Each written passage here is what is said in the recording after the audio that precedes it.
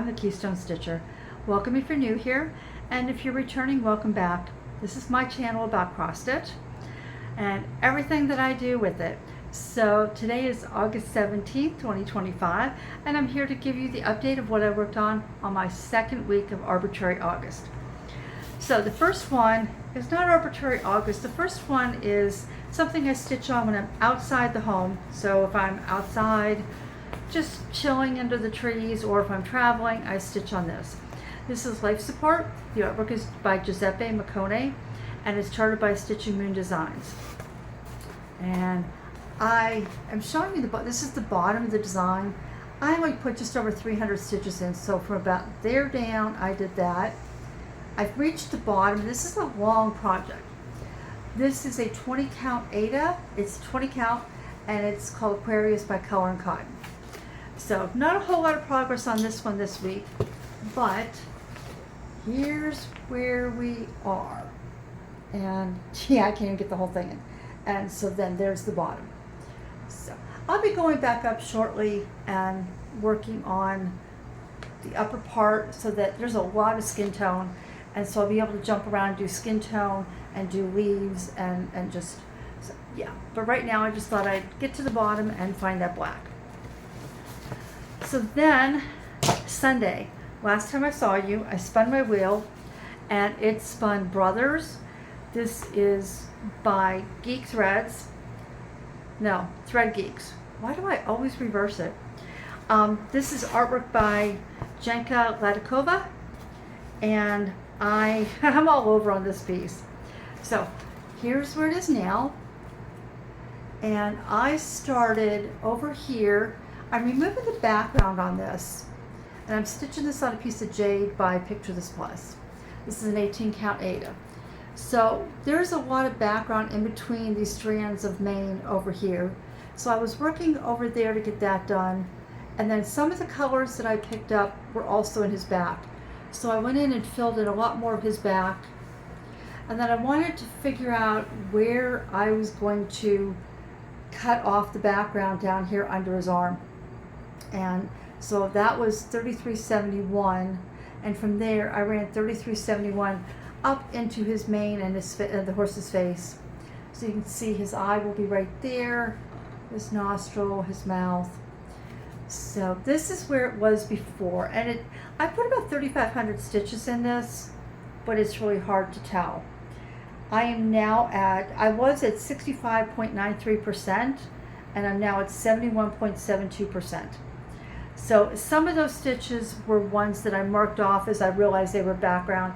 So it's not really precise on the percentage, but at least it shows me I'm making progress. But when I spun Tuesday, I got this again. So that's why this got so much work. It was spun for 4 days. So Thursday, I spun my wheel again to see what I'd work on for the next 2 days. And I got Feasting Frenzy. So Feasting Frenzy is a dimensions kit. This was a gift. I'm stitching this with Elisa from eCrafting in Colorado. And surprisingly, I got all of the stitching done. So I was working over here. I had a little bit more of this ball of seed and a little bit on this bird to do. Then I had to come over here and do this bird and everything right here. So I did that. I don't think there was anything else. Oh, I had to do these peanuts, and then there were some stitches in here where the peanuts are in front of this bird. So I did all that. Next time I pick it up, I will only have the back stitch and the eyes and that kind of thing to do. So this is where that is. Let me come in close, and here's where it was before, the bottom section. So yeah, I'm really excited by that. I think with only the back stitch, if this gets spun again this month for 2 days, this will be done. This will be done in August. That would be amazing. Now, one of these colors in here, I ran out of. Now, I had started this on another piece of fabric. Actually, I started it, let me get this again. I started it on this Jade, and I realized that the greens were kind of blending in, and so I switched it up. And this is a piece of 18 count Zweigart that I dyed myself using Teal. It's liquid grit, so Teal liquid grit. And this was enough of a color change that everything showed up. But when I fogged out the stitches, I didn't save all the thread. And as a result, I ran out of one color. So I'm hoping you're gonna be able to see this. Yeah, if I hold it in front of my shirt. So I ran out of this green, and it was 16879.